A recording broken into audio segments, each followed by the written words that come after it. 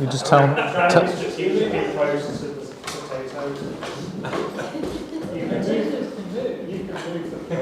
You can bring the potatoes into the centre of the. They are really good. Not too near me because I'll just eat. Evict you to the other side of the table. Of course. Can you not see from? It's more like I'm in shot. Oh. So I'm trying to get. Sorry. Okay. Yeah, that's better actually. Yeah. Well, Laura, did you hear Laura yesterday? We are live, by the way. Oh, we're alive. Okay.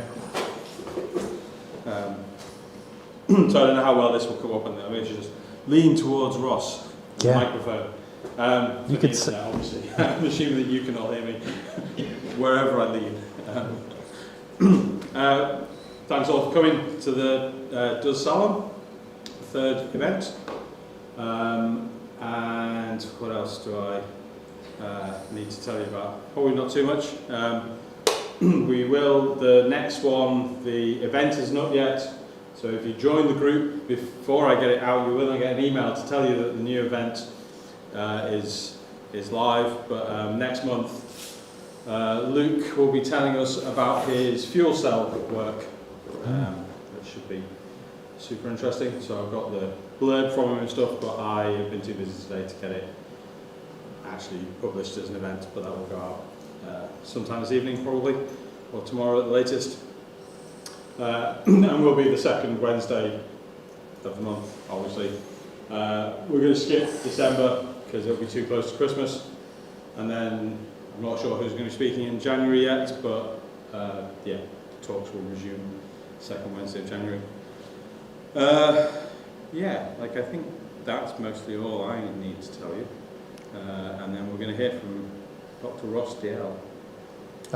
not a real doctor. Just in case there's a medical emergency. We've got a defibrillator outside. It'll be fine. Okay, cool. As long as we can look it up on YouTube when we're. Yeah. And so yeah, I guess I will hand over to Ross, who's going to tell us about the makerspace that he's helped set up.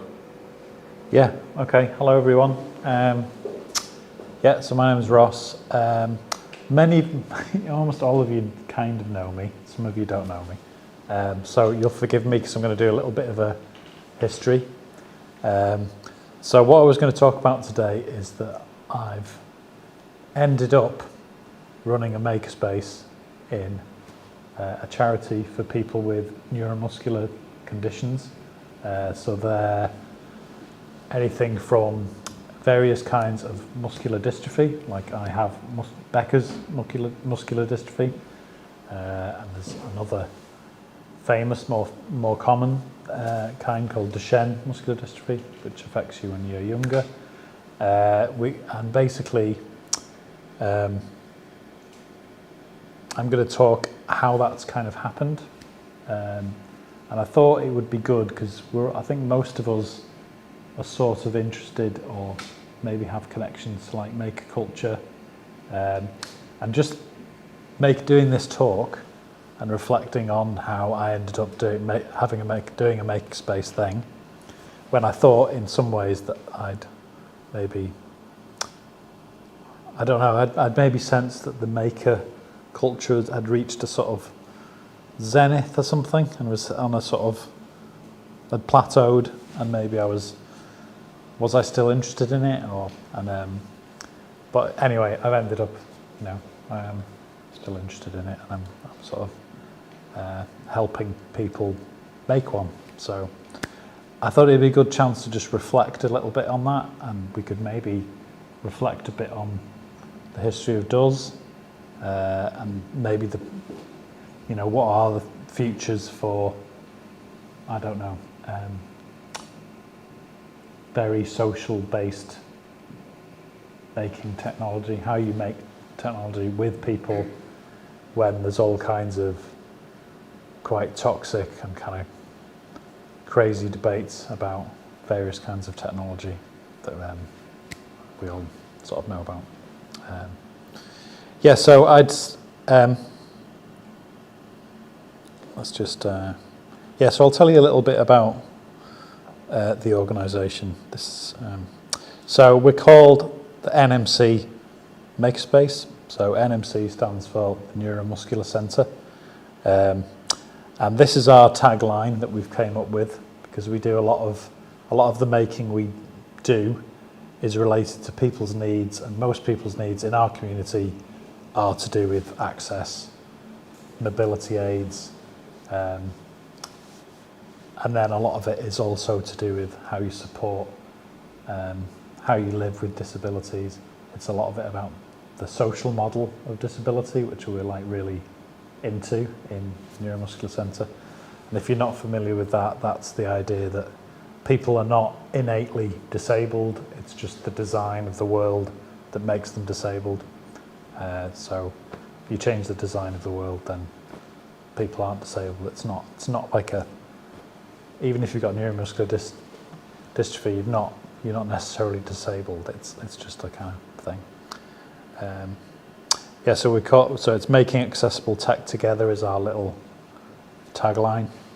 Now that we've been officially acknowledged as a makerspace, we have taglines and graphics and icons and stuff like that. But anyway, so I'm also calling it, otherwise known as, how to make other organisations be like DoES. And I've kind of been thinking about. I did some research recently, which was practice-based art research, but it was kind of in the sort of social sciences, and it was about thinking about how people in makerspaces do things. And I did about 4 years observing how we do stuff in DoES with Jackie, and observing how a club for 3D printing in the Neuromuscular Centre, how they made things, and I was also observing how microbiologists were doing things that were like makers, and I ended up doing lots of stuff around that. And then in the course of that research, I started thinking about the idea of strategy. So like, I am an artist, or I was an artist, and a lot of the stuff you do, I like this idea that if you're going to do a workshop, you have to plan what you're going to do with the people, but a lot of it is to do with like engagement, and you kind of have a sort of strategy about it, but you maybe don't call it that. It's just like a sort of tacit thing of, the list of things I have to do for a workshop is know what I'm doing-ish, have the materials to do it, and then be able to think on your feet of how you get people involved and engaged with the thing you're supposed to be doing. And I found it really useful to start thinking about, well, maybe I do think about strategies, and then once you sort of use the word strategy, it sort of sticks really. And I was wondering what a DoES strategy was, and then me and Adrian used to argue about the difference between strategies and like cultures, which we'll maybe talk about this a bit later. But anyway, so I began to think about, on reflecting about how I ended up doing this makerspace, the Neuromuscular Centre, how I got there, and whether there was a sort of strategy behind it. Maybe if we could learn something about that. Okay. So a brief history. I was just saying to, sorry, I've forgotten your name. Jake. I was just saying to Jake that I was an artist, always doing stuff in youth clubs in the 90s in Scotland. I did drawing and watercolours sort of thing. But then when I had to start do youth workshops, I had to think of things to do with like sort of, what should we say, challenging young people in Glasgow. So I kind of started thinking of lots of things you could kind of do with them. Did a lot of strange sculpture projects, all kinds of stuff. And then I ended up getting involved in artists who were doing strange music and the way they made instruments. So I met some artists they made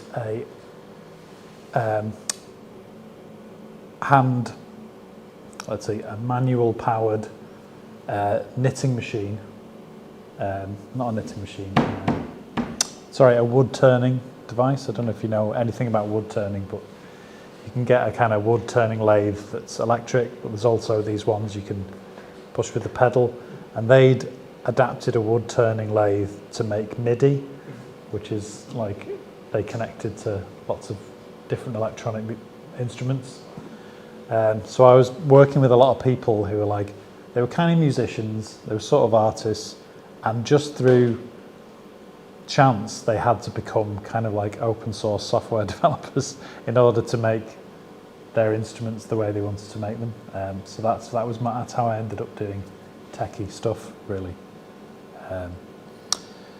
So eventually I ended up in Liverpool. I worked for FACT for years, where basically I was, years ago when they first opened, they did a lot of training for artists and teachers and all kinds of stuff, and I was involved in doing technology-based workshops with them for years.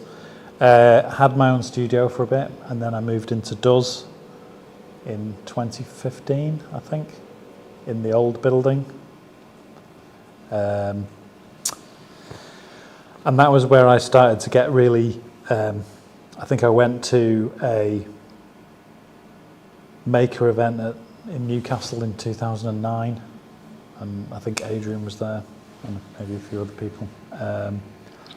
Because I just felt like artists and sound people should be meeting all these maker people to sort of learn what they could learn, sort of thing. And then since then, really, I've been really lucky to be involved with DoES and feel part of a maker culture. And I felt like that really supported my art practice. And then I don't think I'd probably have survived in the same way without DoES's kind of support, having that sort of network of people with ideas and stuff. So, and a lot of my artwork is really about social practice. Really, it's not so much whether you make a sculpture with some kids or whether you make LED stuff. I'm sort of interested in the social stuff that happens around it. And I started thinking about where we do stuff at the Neuromuscular Centre. When we're making things, we're generally talking about how we're getting on in life. There's a big social part of it. So in some ways, the 3D printers and the sewing machines and the laser cutters are just so many props for like the main drama, which is people from weirdly very different backgrounds getting together and somehow supporting each other or being creative together. So I'm sort of really interested in that, and I think maker culture had a lot of that in there. And then I tried to really have this, I was lucky to get a scholarship to do some funding for 4 years to think about all that stuff. And then that kind of ended, and then I was like, oh, what am I going to do now? And then just while I was still, because I used to go and visit the Neuromuscular Centre, I would go there to get physiotherapy and use their gym. And then they just started doing, having some desks where people could work there. And I said, oh, we should do hot desking. Like in DoES, they do it. If you bring cake, it's free for the first day. So we started to do that in the centre, and then I started volunteering there, and then I did my research there, and then we were quite lucky that we got a one-off donation, I think from one of the founders of Red Row Housing, donated a big donation of a really large laser cutter and engraver that was kind of within the centre. There's sorry, I'll just jump to a different slide. Oh yeah, there we go.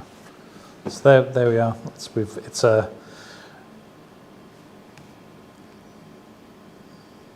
So we're lucky to have quite a big building that is in some really beautiful gardens. Which you can see some of the paths down there.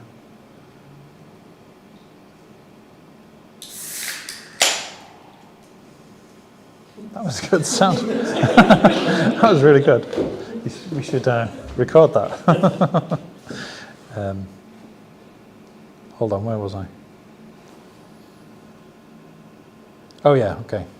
Yeah, so within the charity, we've got a big area of about 12 beds that people can be treated on for various.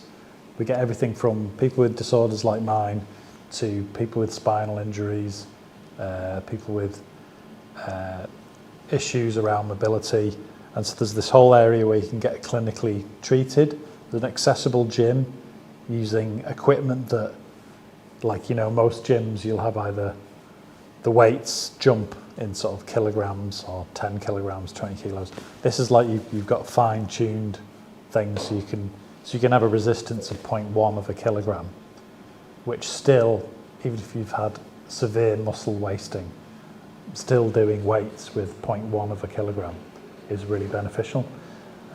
So there's all that clinical side to it, and then there's a shared kitchen. And then we've got a whole set of support services where people can hang around, get advice about things.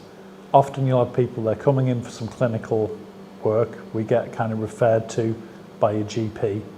So our biggest kind of client and funding is the NHS. So you'd be referred to the centre.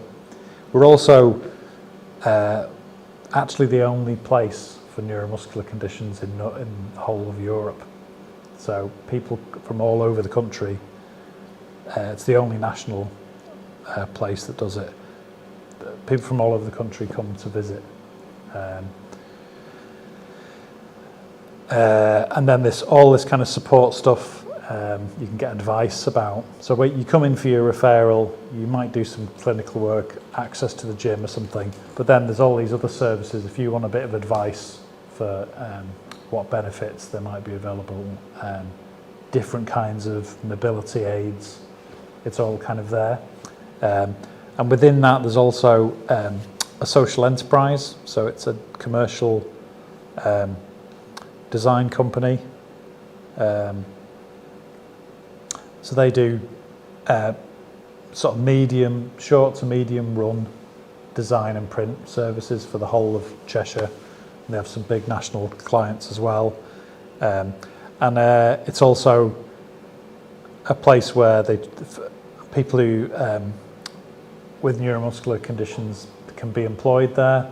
So for a while there was this path where you could go there, and a part of the support is that especially younger people, they could train to be graphic designers, and then you'd have this kind of an informal course that you could do, and then you'd end up volunteering in the design business and then eventually be employed there. So they try to employ people with those conditions as well. That's part of their thing.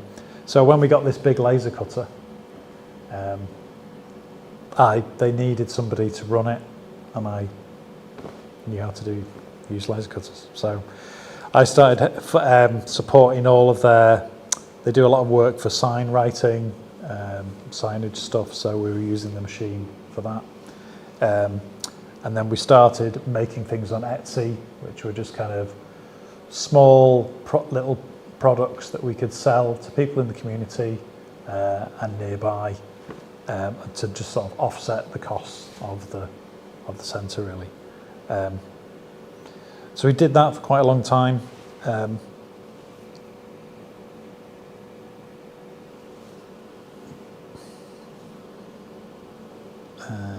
Okay.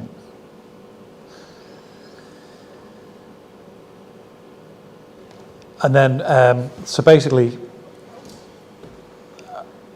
one of the things I did at the centre is somebody found out that I was doing 3D printing, and that I went to this place in Liverpool that had 3D printers, and I talked to, I forget, Adrian and a few of you, maybe you too, Chris, about if I could borrow a 3D printer, and I did a little workshop so we could show people what it was. And 4 of the people who came to that workshop got really into it. Then lockdown happened, and suddenly we couldn't go into the centre anymore. The problem with our conditions is that means you're excessively vulnerable to COVID or any kind of respiratory disease. So the centre was completely closed. And then we started, I can't remember why really, but we just started. No, I think it was, we were supposed to, so basically from this workshop, 4 of the people set up a little club to do 3D printing together, and we'd meet once a month. And I think the last month before COVID, for some reason, 3 of us couldn't do it, so we just did it online, like on Jitsi or something. And then lockdown happened, and we just started still meeting online like every Tuesday. And I was still doing my research there, so basically for the next sort of 2 years of in and out of lockdown, we sort of kept in touch and started the 3D print club. So let's just so we started, first things we started to make were after lockdown.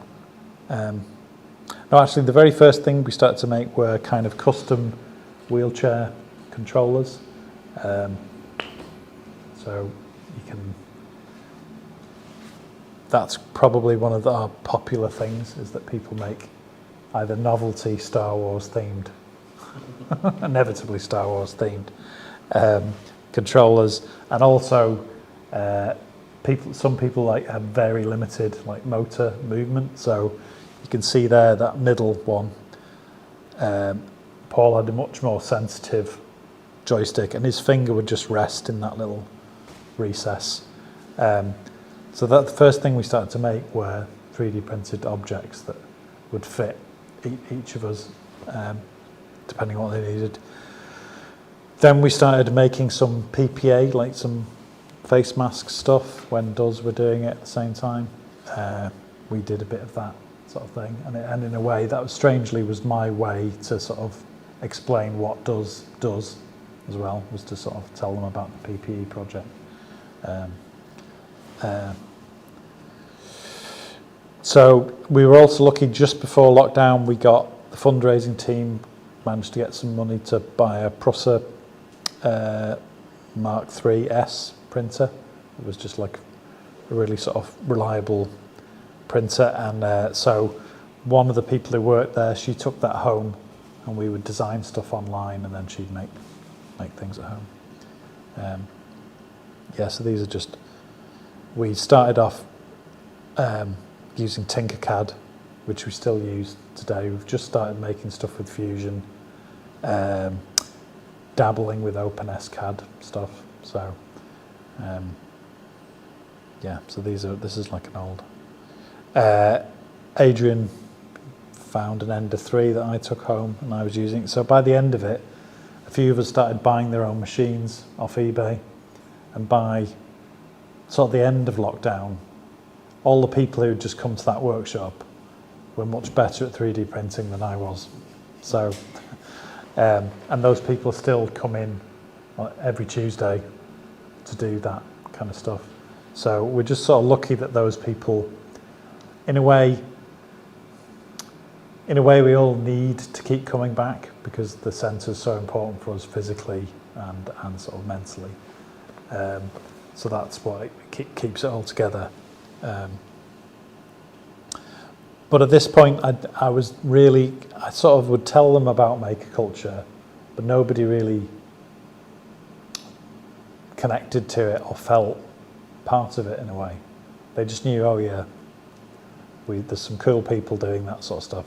We're doing our 3D printing. And we always started it from this idea of, well, from this guy, I think in a makerspace, is it in Berlin? I might have got that wrong. But yeah, so when I was explaining 3D printing to people, it was always coming from this hacking reality sort of idea. And we started sort of following that kind of principle really, which we're still doing now. Anyway, this is an old presentation. Then we've just started kind of compiling all the popular things that we make, and eventually we're going to kind of have a web page with all the stuff and some good documentation. But I've been saying we're going to do this for about 3 years, and it's not happened yet. There's only like 3 things documented properly yet, but yeah. Okay.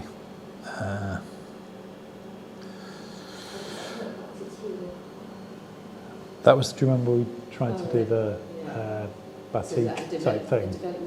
Yeah. Have you got something? Didn't really get anywhere with it. I had some really dodgy results, basically, but I never actually finished it. Yeah, so basically, after all of that, the chief exec of the organisation retired. They recruited for a new person.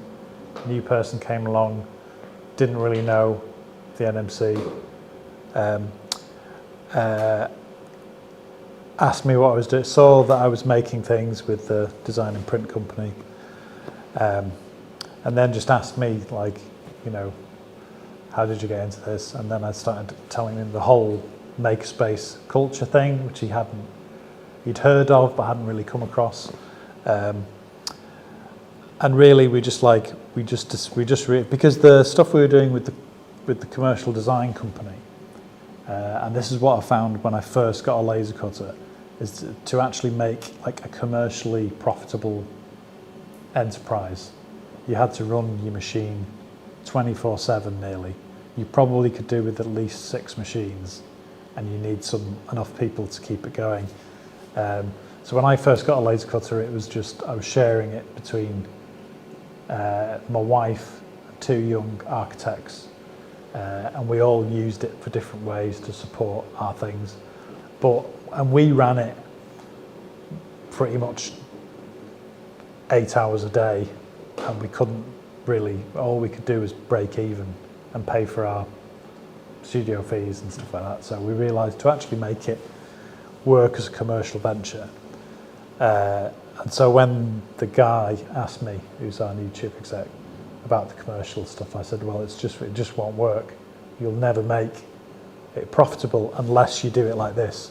And that would be completely inappropriate for this setting. You just couldn't run it at that sort of speed.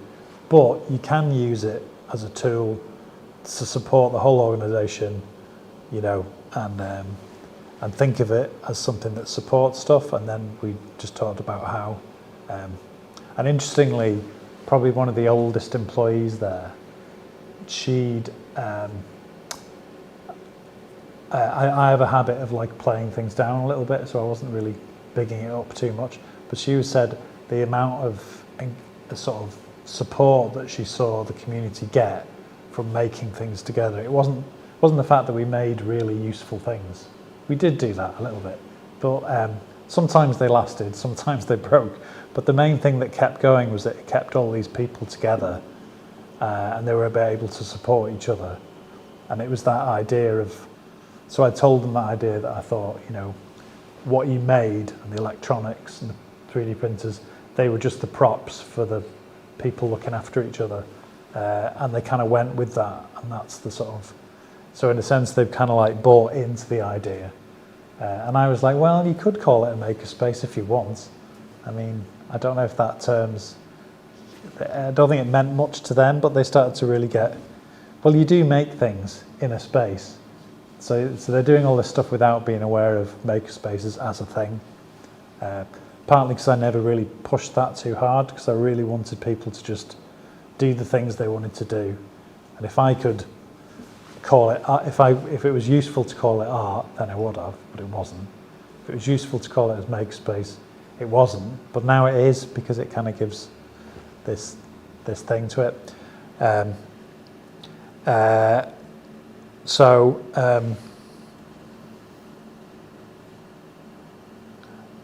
So I don't know if this really, from telling that story, says anything about strategy.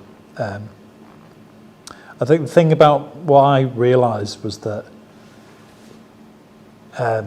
if you're an artist doing different one-off workshops and you're like kind of reinventing the wheel each time, you meet some people, you meet them maybe for a week, maybe meet them for an afternoon, maybe you work with them for a year, if you're lucky.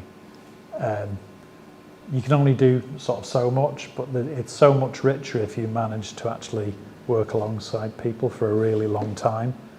There's sort of other things going on because you don't have to just perform and complete a specific project. And I feel like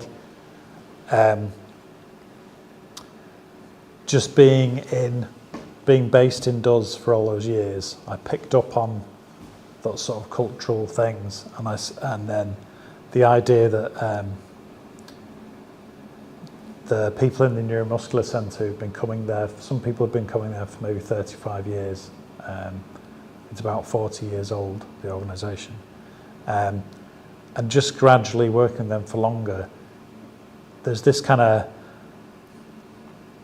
there's a real sort of rich engagement you get over a long period of time. I mean, it's obvious really, the longer you spend with people, the more you might find of interest there.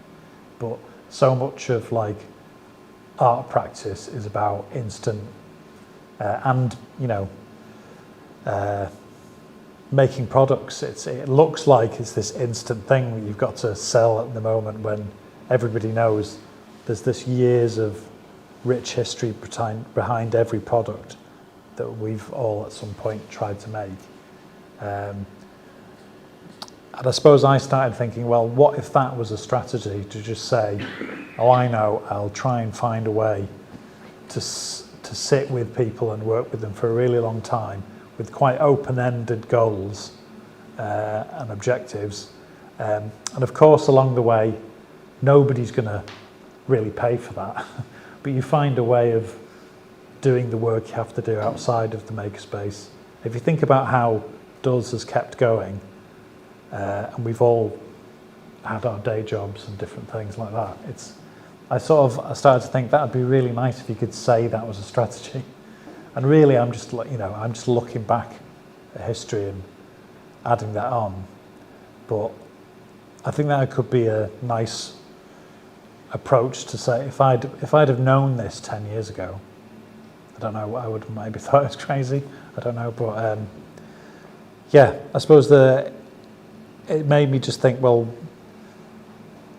the strategic thinking is not just what you're doing now, it's what you could be doing in 5 years, it's what you might be doing in sort of 10 years. So that's why I started to use that idea.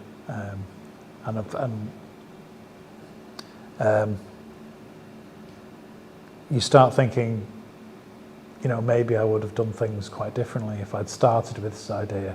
Oh, I'm going to be in this place for 10 years. What could we do? Maybe they could. I can't say whether that would be useful, but and then just writing this presentation, I was just thinking about just reflecting on maker culture itself, and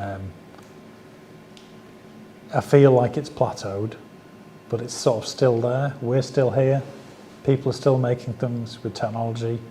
And then an organisation maybe completely outside of the tech world and here, they've just discovered making and maker culture. And they came to Makefest and they'd never seen other makers before doing that kind of stuff. And they really got excited about it. And I was saying to Chris, I was probably a bit jaded by that point. I was like, you know, lugging the boxes into the van, another maker fair. But then seeing it through their eyes and get quite excited by it, it was a good thing. Yeah. So sorry, Jackie. We saw that Liverpool Makefest was on, so I got us to get a table and tried to explain to them what the event would be, and we all came over and brought the different things we've been working on and showed it. So yeah, and they just really enjoyed that communal aspect of it. Yeah.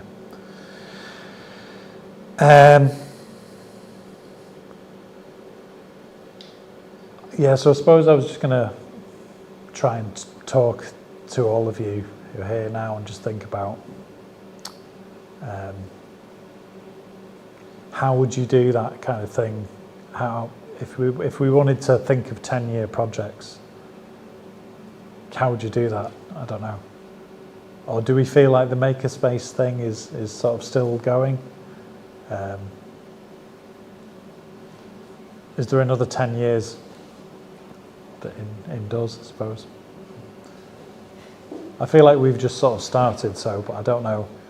The way things are going with the NHS, it's quite an uncertain time for charities that maybe depend on them. So we're already starting to think, how long is that going to last? What sort of things we have to change as an organisation to be able to cope with those changes?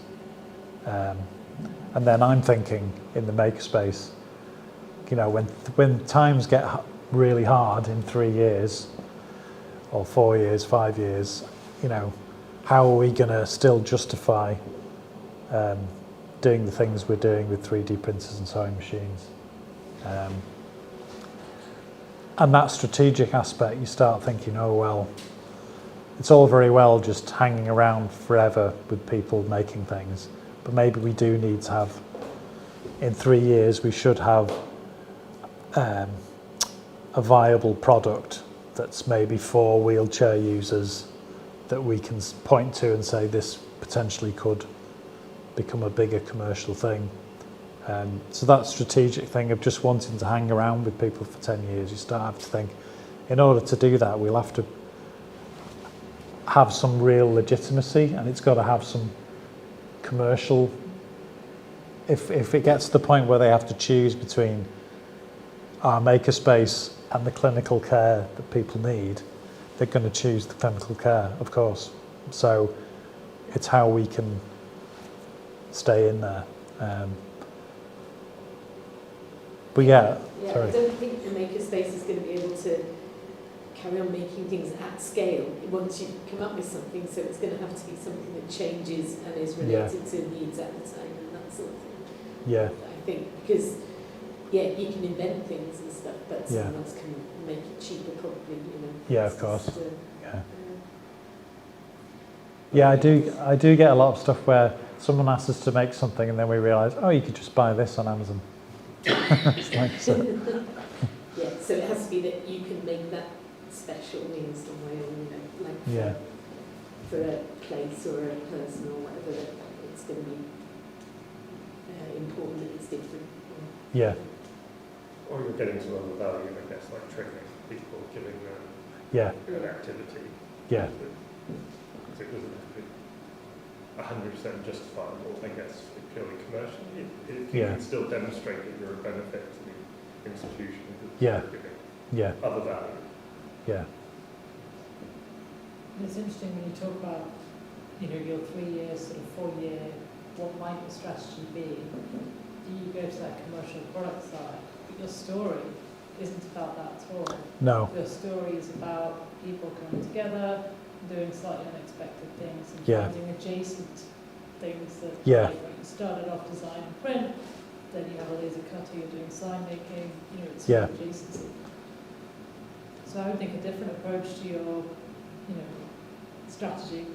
Never know quite what we all mean by strategy, but your long-term resilience planning, right? Yeah. Which is what we're talking about. The NHS money going away.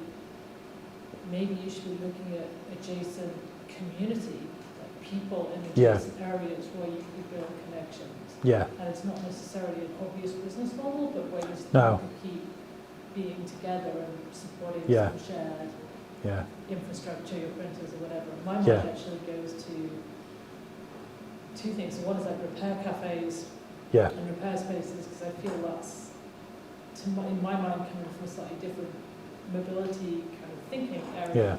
It's like you're actually adapting, you're modifying, you're trying to keep things working. People's conditions change and so their needs change. That to me goes with that kind of repair and adapt kind of mindset. So what could be the adjacency there? Yeah. The second thing that really struck me in what you said was, you're the only one in the country, Yeah. if I heard right. Like, so Yeah. what does that mean? Are there ways that you, I know physically getting together is obviously a big part of it for, Yeah. for your core group, but what does that mean for people who don't have one of these needs? Is there a way that Yeah. you can provide a service to a larger Yeah. constituency around the UK, Yeah. particularly given you're forecasting tough financial times? Yeah. Yeah. You know, are you going to have still your physical site? Maybe you're going to be on Jitsi having calls with folks at local community centres Yeah. around the country and saying, okay, let's chat about what you need. Oh, what can we Yeah. do? We can hook you up with a repair cafe person who can do some measurements. We can Yeah. print it and mail it to you. Yeah. Like, kind of what's the... Yeah, I would NMC leave in it to every that. makerspace rather than a makerspace in the NMC. Yeah. Yeah. Yeah, I mean, we've, part of the thing in the new direction for the charity was to start thinking, how can we do like pop-up NMC stuff in Manchester, Greater Manchester, Greater Merseyside, and the wider sort of Cheshire regions here, opening up, because even though it's a small charity, it actually has a reach of quite a large number of people, so it's more like a medium charity, which is quite a big reach of people. I don't have the figures in my head, but so I think the Makerspace following that sort of thing might be the sort of thing we want to do. So going to Makefest, we did meet somebody from the, what's his name now? Well, The- Andy Rose or From the NHS in Liverpool. is it Andrew Rose? Yes. Yeah. Yeah. So we were going to Kind of Catch up. part of the Yeah. oil and stuff like that. so and think about that kind of things. So we've now got also what they're calling a digital hub, which is basically just a place where there's different kinds of access to work related stuff. So you know, I think putting the, it's not about making a commercial product, but it's about having a kind of service that's kind of, it's a socialized service, but it's like specific to needs and it's quite bespoke sort of thing. Because we all know there's mass produced things you can get, but there are just some things that need that specific kind of care to make something and make them with people. So And what are the friction points? Kind of like, is it access to kit? Is it knowledge for design work? Is it knowing how to do physical design? Like, I'm just curious, like, what are the inhibitors to doing more of it? Like, what, kind of, that specialisation of kind of like, people being able to change the world to suit their needs, as you said. yeah, Kind of, in your experience with doing customizations for Yeah. building vehicles, like where are the friction points? well, I think that I suppose the friction point is kind of like the amount of the capacity really and the time. So you need somebody with the ability to go back and prototype again and again until you get like the thing that's So it's not getting, like, it's just Yeah. really ignorant. It's not, where is it using SCAD or Fusion that's the bottom, like getting your idea into the computer, is it getting it printed? But it's actually testing and is the testing really. It's Does that mean so you need faster 3D printers? what Faster 3D printers? well no, because you can have the fast 3D printers and there's probably 4 of us who print things at home. So as well as we're restricted on what we can only print things in office hours just because of just a bit of paranoia about fire, which is maybe not necessary, but anyway, we get around that because we all have, most of us, but there's 4 of us who have 3D printers at home who'll do So you the make grunt it stuff. rather than the office. Yeah, I think, yeah. I agree with the risk assessment. It'll be okay. It'd be okay because like I'm sleeping next door, so if it does catch fire. I have a question about the type of products that you either produce or would like to produce. Have you got product ideas accessibility products, for example. Yeah. You cannot currently, you can imagine, but you can't construct because Um, of expertise. Yeah, I mean, there's one project that we've been working on for ages, which is like a game controller. So we've been making modifications for existing ones, and Xbox and PlayStation have both got their own modified controllers for people with disabilities. But we wanted to make one that was a bit more specific to the one that we wanted to make was something that it would let you use conventional game controllers, but it would also be a sort of therapeutic side to it. So we've probably reached the limit of our getting past the Hello World prototype stage. So we've made some kind of basic analog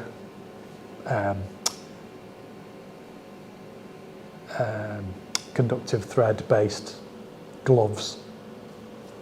And I've been playing around with a sort of gesture tracking thing. But yeah, we have probably reached a point with that where it'd be good to get people who could do a bit of a push on that. Whether it'd be Would that have wide applicability? Would it be just I'm not sure because there's definitely enough. There's obviously two successful products that exist that serve gamers with disabilities. They just seem to do quite well, and there's a few competing ones. But there isn't any that are trying to make something that would have therapeutic benefits to it too, because we were trying to make a game controller that would resist some of your movement. So by using it, it would be keeping your fingers moving. So have you reached out to any universities, engineering departments? Not- Stage? Not really. Not got sort of got Because to you that point. describe the NMC as essentially a national institution Yeah, in terms of its function. yeah. I mean, We where's could be it asked. based? Is it based? It's in Winsford in Cheshire, which is West Cheshire. Have you considered reaching out to the engineering departments? Yeah, it's just we've not actually kind of pursued it. Yeah, but I mean, Why would the university be the right group to solve that problem? Because they have lost students who would be helpful, who would be willing to help, Right. basically, numbers as much as anything. see, a lot of the clinical staff are based at MMU and John Moores. There's already those links in terms of the clinical research. So they do clinical research there. Yeah. And it's a thing we basically want we see the Makerspace as something that we want to get those researchers kind of involved in it. And if they can make some sort of alternative controller that they can use for their research, then we could use that as some leverage to get some investment in more like the expertise. And also, if you could get a couple of PhD students who are funded to go and who maybe got some experience of coding and putting product development, that sort of thing could work. And then that would be my ideal, to have them working with the clinical researchers too, alongside, and seeing what they could learn by making, which is the stuff I did in my PhD, but apply that to clinical research and, I don't know. The purpose of a system is what it does. What you've described, the value of what you have and what you want to sustain is a space where people can come together. You quoted someone who said they said, oh, but it's not about actually solving the problems, it's that you're there connecting, being together in that space. If that's what's important, even if you could go and get a bunch of students to go and build a specific sale image, development for a saleable item, then what you have is a business, not a space that's helping you feel connected and which is also giving people with related conditions a little bit of agency and slightly more solution. So I guess I'm kind of interested to, because you set out as like a strategy, and I guess I'm sort of thinking, Well, the goal is to just keep doing it.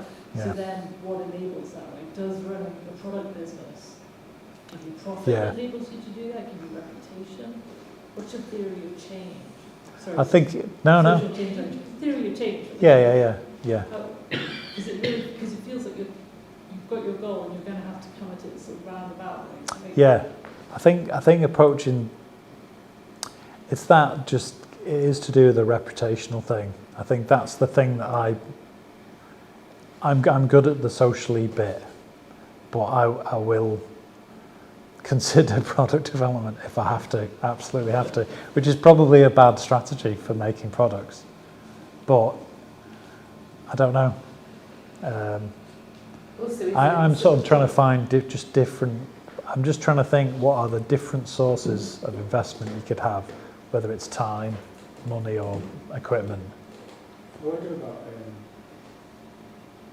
people who are making companies that are making products, mobility products, approaching them directly as well. Mm. And my dad uses a third wheel. I can't remember the make. Oh, I know the ones. Yeah, you can clip on. Yeah. Thing, and he's just tearing his hair out because it doesn't fit the front of the chair properly. Right. His coasters are not the right height off Right. the ground. Yeah. So if you were to approach that company and say, look, not working for like Yeah. this person, Yeah. would you like to come and work with us? Yeah. And maybe some of what we're doing to improve your product. Yeah. Is if you're going to look at it in that way. Yeah, because I was thinking one way to do it is and the way I was thinking about if we wanted to get universities involved was like, because I'd done some research there, I could just see that there was this strange mix of clinical, social, and kind of economic stuff going on. And this is a really good place to come and see that happening on a really small scale that you could make grand generalizations out of or something, do you know what I mean? Like, but also just thinking, when you were talking then, I was just thinking, well, maybe it is the people there with their needs and the sort of support networks around it. That is a resource that maybe a real product company could benefit from being placed there for 2 weeks to test things out on people, but in a way that isn't like testing from space, like, you know, like firing third wheel adaptations at people in wheelchairs, but a way you could do it in a more ethical way where you could kind of the participants. Yeah. I mean, the other way is that you kind of hack the third wheels that are available and build out and it's tricky because you need to, because obviously people rely on this stuff and it needs to continue to work, which is why it needs to be more led by them wanting to take that risk off. But like, you could kind of hack the third wheel that's available off the shelf because that's cheap to get a motor, a battery, or whatever else bits it has, but it doesn't do the job that it needs to do. And so you modify it to do that, and then you modify it for somebody else's chair, because presumably there's a whole bunch of kind of customizations that really should be built into how, and either the company will notice and start to incorporate some of that stuff, or you just slowly build out from that little kind of beachhead to the point where you've got an open source third wheel that works really well and it's customizable because you've worked out the different CAD stuff, and then you've got an open source business that runs this stuff instead and displaces the kind of money grabbing. I don't know if they're And then the NHS corporatization. goes, oh, we'll pay. But that is the I was talking about make change or changes. Yeah. Right, yeah. I was thinking a link to it, but that's the model they have. Yeah. If they have a website, people can say this is the problem I've got, find someone to solve it for me. Yeah. And then I'll go away and find someone to solve it. In a way, we're saying if you've got a problem, here's a sort of context that you can use the specific particular context to sort of try and solve your big general problem in a way, because you get some people to try it on directly, and then you've also got a group of people in the makerspace who are that way inclined that they will have a little go with the third wheel. If it doesn't quite work, they'll try and make some brackets that would make it clip on properly, or That's what they look like to me from the outside. It's that community people like tinkering, like making stuff. yeah, They've kind of grown out from that, and that's how they've become sustainable. yeah, So they've built up this reputation and they've built up this usefulness. yeah. That's a really good model. It involves documenting the things that they've designed, doesn't it? Yeah, that's the downside. So maybe you just need to start with documenting the things that you've designed. Yeah, Once you've learned those skills, then you can go to so, Yeah. like we can talk. yeah, You just need to go and find the pink kind of mouse-like looking thing and put it on the museum box, and it'll tell you. yeah, I've sent it them in Canada. yeah. That's good. Yeah, one of the things we're making at the minute is like, if you, because Motability, which is the charity that gives you all the kind of wheelchair accessible stuff, if you're in an electric wheelchair, there's various kind of drive from wheelchair vehicles that you can use. So I've got a kind of Ford van that's adapted to use, but for people with a more advanced version of my condition, it's like a Mercedes sort of Sprinter. But anyway, one of the things with the condition is that if you're driving still, is that on a winter's day, sometimes you have to have when you first turn the car on, the blowers aren't hot yet, and you have to basically wait.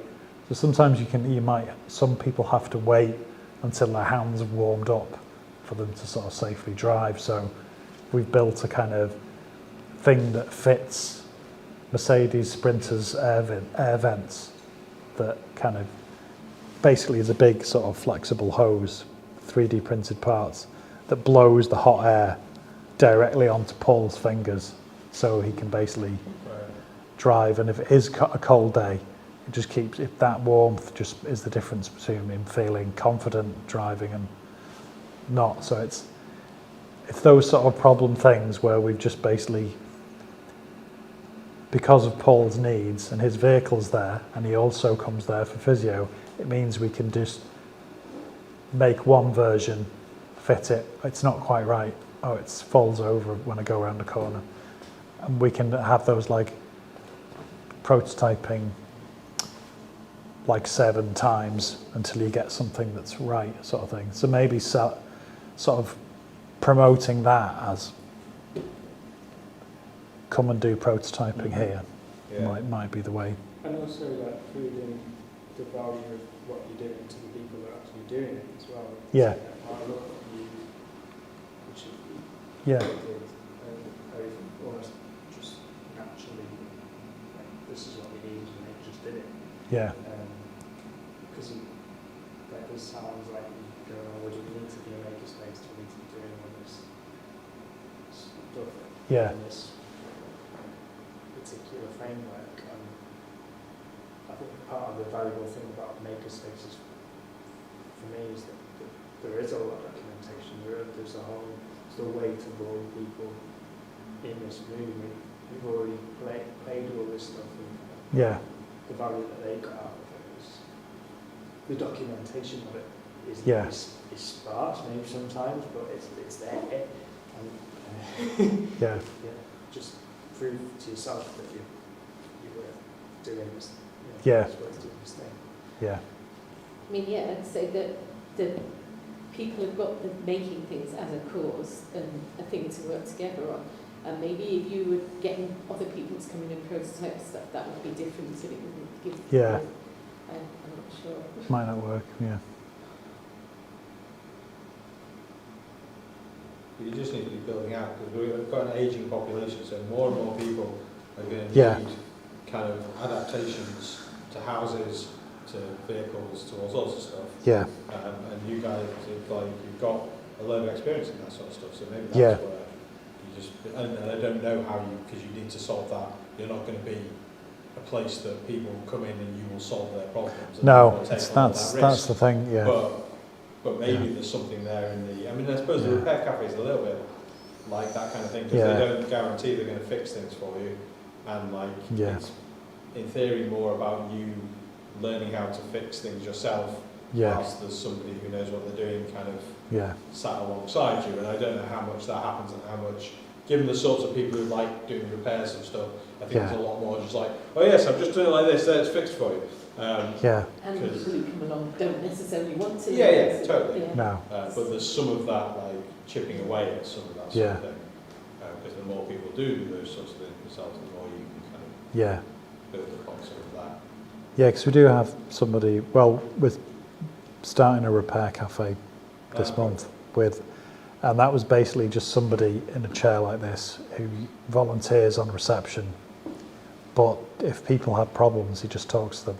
And then I've gone in there, and he's supposed to be manning the desk, and the wheelchair's been opened up, and he's like lowering it lower than it's supposed to go, sort of thing. So we were like, oh well, we should really make Mark, he should be in the makerspace, he shouldn't be on the desk. He should be full time. But we were like, Well, the thing is, it's a lot of these, like this is a wheelchair services thing. So some people have bought their own adaptation, or they've had to. It's very patchy what wheelchair services are like. So wheelchair services in Cheshire, I don't think they're as organised, say, in Merseyside. So, and you also have to sort of think of. I can introduce this one to someone who's absolutely marginalised. Yes.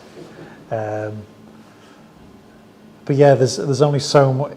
There's a weird thing that actually, when you get a wheelchair services wheelchair and you want to adapt it to your vehicle, and they have these locking plates. Basically, there's the idea that you're not supposed to do anything to it, or it'll, because it doesn't actually belong to you, so you can't do anything. But there's this grey area where the company that supplies the locking mechanism to all of Motability's vehicles turns this upside down, drills a massive hole in it, fixes a plate into it, completely goes way beyond the warranty, and everybody just pretends it doesn't really kind of happen. So if there's but there's a shared understanding that it's a necessary thing to do. So it's like, maybe we can explore. Downlights are necessary as well. What's that? Having some downlights, that's necessary. Yeah. Firework launchers. They could be necessary. Because I many of you are, so we talk about product design or anything really. How many? Do you have the capacity? Do you have enough people? No. I think if we were going to do something like that, that's why we've been working on this controller thing for like 3 years, and we've just got various prototypes that aren't quite there yet. Do you have consistency in the people? Do you have there's probably about 6 of us who are there every week. With a range of skills like yeah, they're all a range of skills really, but nobody with really quite developed CAD skills. It's still on a kind of. That brings the next question about collaboration. Yeah. Is that possible? Yeah, could be.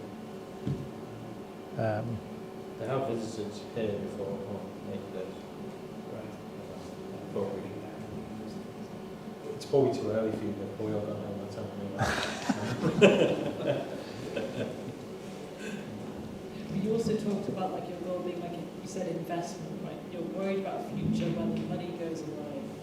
Yeah. There's a threat, presumably not to the whole centre in some way, but particularly to the bit that looks like the optional extra and isn't. Possibly, yeah. So collaborations with Makerspace is probably not going to directly lead to a fix to that problem, right? No. You cost some money. Yeah. I guess. Yeah. That would be at risk. But it sounds like you have talked about almost like being a place that could be a paid service for businesses, like the mobility businesses and so on, who actually would be interested in access to a user community, access to smart people who can help with problem solving. And with a clinical setting, you know, you could be trading off the reputation that you have Yeah. at the centre, right, which is Well, clinicians are here. yeah. Service It could be that are here, mutual thing, yeah. And there's this thing, Mm. so, you know, businesses do bring money, right, you can charge for services. Yeah. You can, that could be a way to try to get, Yeah. if the real problem is actually you want cash flow that makes it look like you shouldn't be shut down. Yeah. And And- that and- wouldn't necessarily yeah. be too much of that skills base, which you're right, where a product company, you're talking about something different. So it was really, it was, I had Sorry, I hadn't noticed it had gone off. one of the questions you asked, or one of the statements you had is, like, spaces, if I look at Cambridge Makerspace and how it's ebbed and flowed over the years, I don't know how it's worked here. Is it this one? Yeah, it's like starting to find people with hard work, you won't get what you want. Like, Makerspace has changed its focus. Cambridge Makerspace has changed its focus, very much depending on the people that went through it, and the community members that were putting in effort at the time. Yeah. So while I was there, woodshop like that. It was a few of us, it wasn't just me, but we Yeah. had enough people, and then kind of we ended up in other places, and that's no longer a focus of Yeah. Cambridge Makerspace. And so I think to rip off your point, Chris, to some degree, what you've got to do with what you've got, but that Yeah. also might change over time. So Yeah. how much can you plan if you've got a small number of Yeah. people? It's true. One person goes away, another person with different skills. Yeah.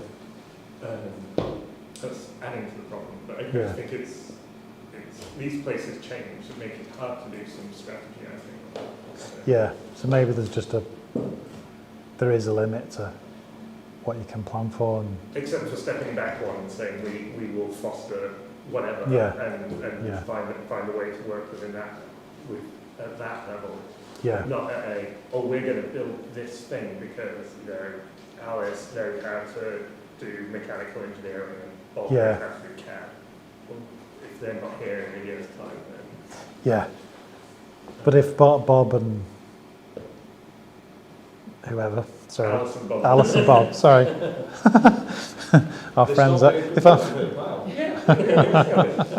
Hobby. if Alice and Bob can just carry on, and we could, like, if you can let some of those things happen, you say, oh, they can just get on with that, but then, like, you're right, that where are you going to get the next Alice and Bob from when they leave, I suppose? I mean, does Winsford have a makerspace yet, aside from the NMC Makerspace? No. Because that's the other way that you Yeah. broaden what happens is you kind of grow the Yeah, of maker course. community. Yeah. And it just happens that a whole Yeah. bunch of people who started it had particular needs. And Yeah. it just invites some other people who've got some slightly different needs in, Yeah. and they help to fund it. And Yeah. I mean, that's a very different thing and much harder maybe for the wider NMC Yeah. to kind of sanction and to have happen. Yeah.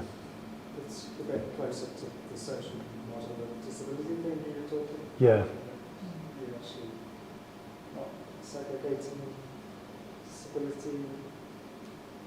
Yeah. You could maybe get some Yeah. stairs installed so that if somebody needed to test something that requires stairs, who would Yeah. work on that, but you would maybe have something in the Yeah. corner for those people to kind of do the stair testing with. And then Yeah. the rest We do have some stairs for people, actually, from people who are still using stairs. So, but yeah. Yeah.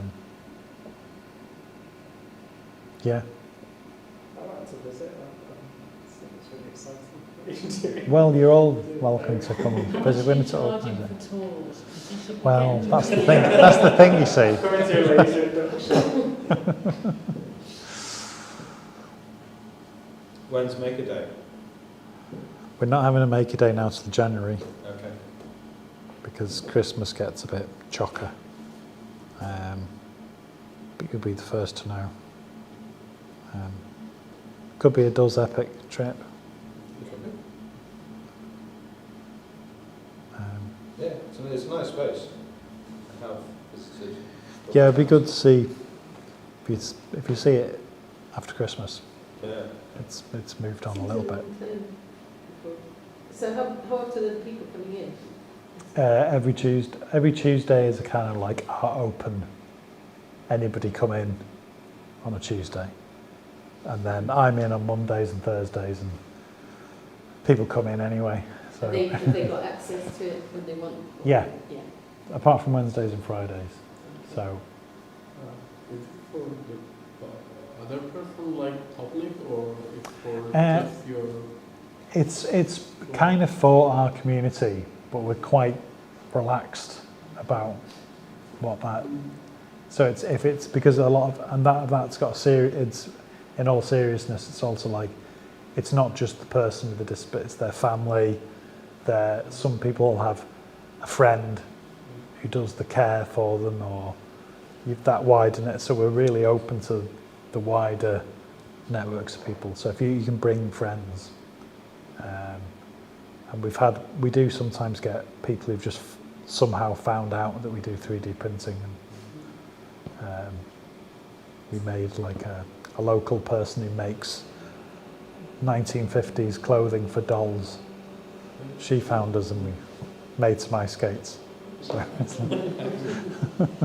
but yeah, so there's a few people who are like don't have neuromuscular disorders, but they wanted to see if we could 3D print them some stuff, and the same for the laser cutting.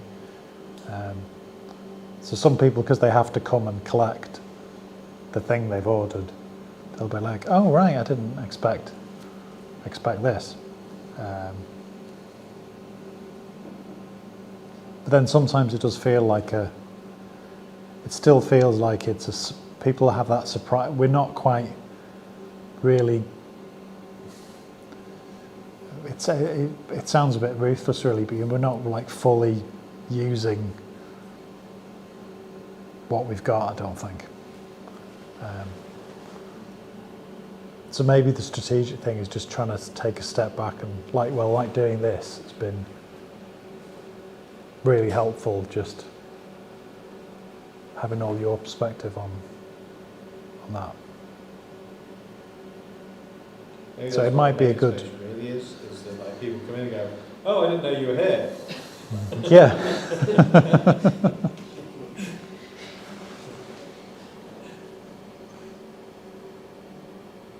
But maybe it would be, if you'd be up for it, we could put on some sort of event next year, and if you wanted to come and just have those little conversations about what would be a theory of change for the makerspace. Where do we see? We've only been calling it that since January, so it's kind of early days. But it would be good for me to now go, because I think the organisation probably is doing that,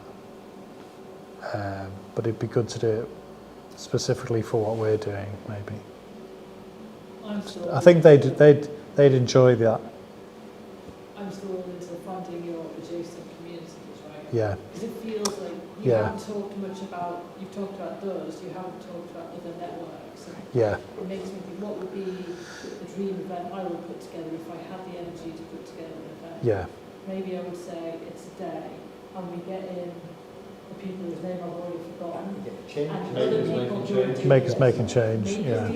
makery stuff, and assistive tech stuff. Yeah. For a broad spectrum of conditions and ability issues. You say, we're going to have a day where we get together as a community around the UK, but you're all going to come to us because we've got this amazing centre, and we're all going to talk about how we're handling. It's interesting, right? You said you're anticipating tough times in 3 to 4 years. Yeah. Well, I do not know a community organisation that hasn't said the tough times started a year ago and they're still going on. Yeah. So I think you would have a really interesting conversation with all about how are you handling the tough times. Yeah. The state the UK is in, the state funding for health and social care is in, and how communities are trying to build agency and resilience and stuff together. And I would try to be, because I don't. If convening is happening, I don't know. No one's called you, right? No one's called you, so. No. So do that convening. I bet there are other groups around the country. No, I think so. If Andrew Rosamond give an NHS innovation perspective, like, so you've got some maker, you definitely got some to the maker community. And there must be other groups that are doing, I say, assistive, makery, digital stuff. Yeah. Get them together and we'll talk about how are we building business models or social Or change whatever, models, yeah. whatever Whatever you call it, yeah. Could we work together? Yeah. Are there ideas from each other? Mm. Who's got a great funding source? What have Yeah. people tried? What's worked? What hasn't worked? Yeah. And I would say do that as a day. Yeah, that's a great idea. Your friends and done and stuff as well. But I think Yeah. I would like, get Yeah, the people who Yeah. are doing this stuff Yeah. and get them all together and have. Some But that'd be sharing. the ideal venue to do it. Put it like that, I suppose. Mm. And that starts you then, it makes you think about the options. Is it consultancy? Is it product development? Is it more community? Yeah, is it researchers? Is it this? Is Yeah. the collaborations that could, Yeah. you know, and just building that network so that Yeah. when you are struggling, you've all got someone to call. Yeah. Yeah, it's kind of like the gov camp things almost or something, Yeah. which like grew Yeah. out of bar camps. Yeah. Where there's kind of local government or national government, like civil service, Yeah. council or kind of national, like getting Yeah. together for days of talking through things, and it's all kind of on conference style or what have Mm. you. Yeah. So just like Yeah. pull together all of the people in kind of, Yeah. I don't know quite what you'd call it, but like Yeah. for something like that. Or, No, I think the tough times definitely have already started, but And that I can just see them getting so much worse. So it's like, yeah, Yeah. government isn't coming. no, NHS isn't yeah. coming. It's up to us. Yeah. So you get those grassroots groups together. Yeah. And that's how you build Yeah. that strength. Anyway, I'll stop lecturing No, now. no. No, it's good. We went to see an activist film last night, so I'm all that. It's changed, it's great. No, definitely. I don't feel. But you're right. I It's think not a good- lecture. It's it's a But good. that GovCamp and related things, I Mm. think were really good at starting to make people feel they were Yeah. part of the communities that then kept going through what's Yeah. since the early days of it. Yeah. yeah. Mm. Yeah, because Do you see the next few years as a struggle um, to keep?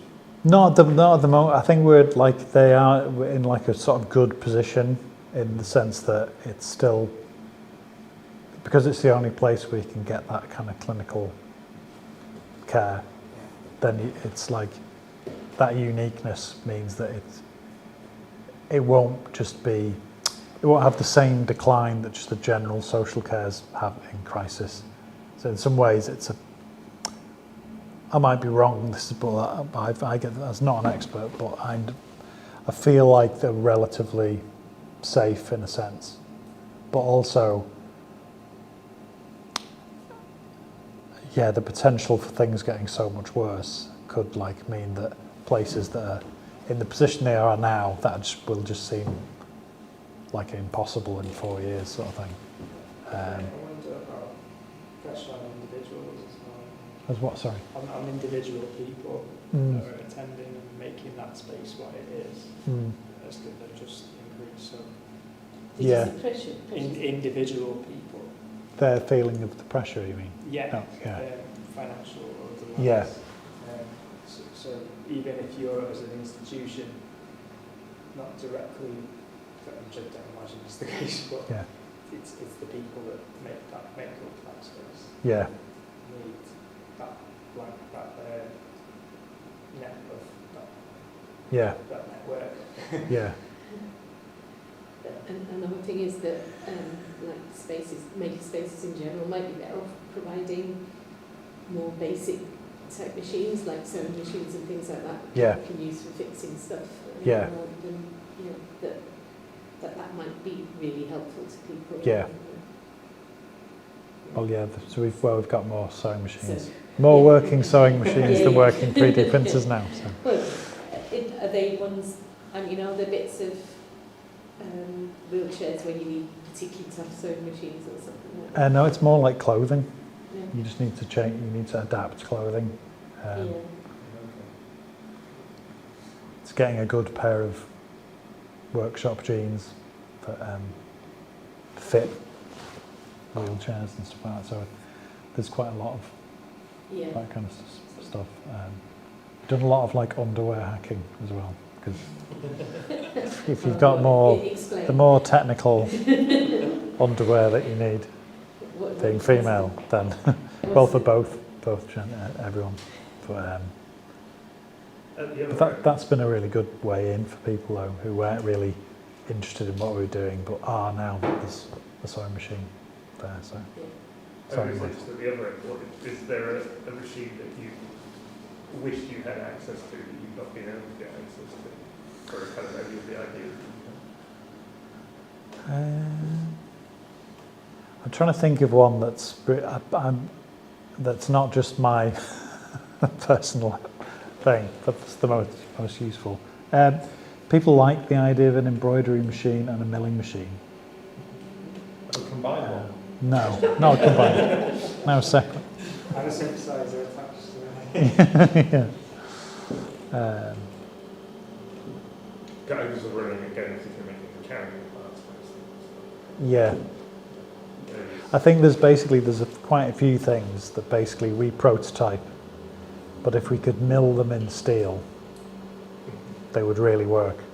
But we've reached the limit of the tensile strength of a 3D print, or we need some expertise in poured plastic, or we need a local industrial estate that does plastic moulding.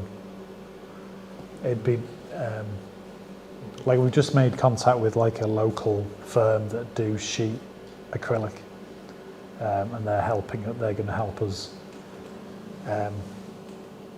hopefully do PLA waste into sheet material, but they were going to sort of help us with. Well, they've got. We were telling them about what you were doing here and what we And were they planning to do. They can use the machines they've already got. Possibly, yeah. We're going to have we've got like a trip to their factory in the new year to do. But if we had some, but I think what we were saying before, it's like milling in metal or using metal.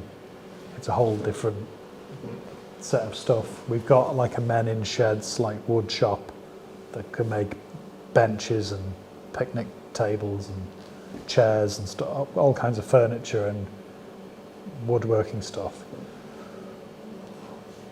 But it would be nice if we could like make some sort of metal work would be great. Although we've kind of run out of room now, but we'll just have to build. Well, if you can do it in aluminium with a 3-axis machine, there's one through there. Yeah. That you could come and use. Yeah.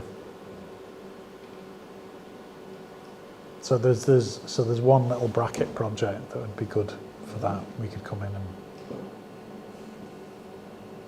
That also sounds like a local industry partnership. Yeah. What's that? Have you got any local industry that does metal work? It sounds. Yeah, we need to find. I think we. Because that's what you're like calling up and saying, Yeah. hi, your local, charity supporting people with these Yeah. disorders could really use a little bit of metal milling. Yeah, If you've got some folks, we could come and bring our designs Yeah. and you can sit with us. yeah, And, One of the I- guys who's looking yeah. at it or something could Yeah. machine it or whatever. Yeah. And we'll do a photo shoot to show you Yeah. that your Yeah. people feel, yeah. and if you're throwing away your old machine. Yeah. Yeah, if you need someone to take it off your hands, if you want to come and occasionally visit, show us how to use it And maintain it. and maintain it. Yeah, I mean, you have edge over most of the other makespaces in the country with having a very good, very clear cause attached to what we're doing as well. yeah, So if we're local industry partnerships, it should be much easier. yeah, yeah. So we need to extend your trade counter map into Cheshire. It's a I deep mean, street. put stuff on OpenStreetMap and with the right tags, and they'll just show Yeah. up. I'll just have to Global start. map, if Yeah. people tag things correctly on OpenStreetMap. We do have a salt mine. I'm not sure. That's what we have most makerspaces. See a wheelchair accessible salt mine. There's a lift. It's really big. Aren't they ones that they drive massive trucks into or something? So the car mining thing, I'm just trying to think of other people who do Yeah. hack physical things. Mm. I think like a big meetup. Yeah, adaptive tech and unconferencey, whatever you want to call it. yeah. Sounds like a good thing to do. And it might be that could be something we do every year and have a specific focus. Oh, this is definitely assistive tech, or this is definitely for the gaming industry sort of thing. Just because so many people with Duchenne play games because they're young people and they, get into the games. Yeah, there's all kinds of aspects you could do it, but I think using the Makerspace as like a venue for an unconference probably. It's the thing I've not copied off DoES yet. So, yeah, thanks. Thank you. Thank you Thanks very much. very much.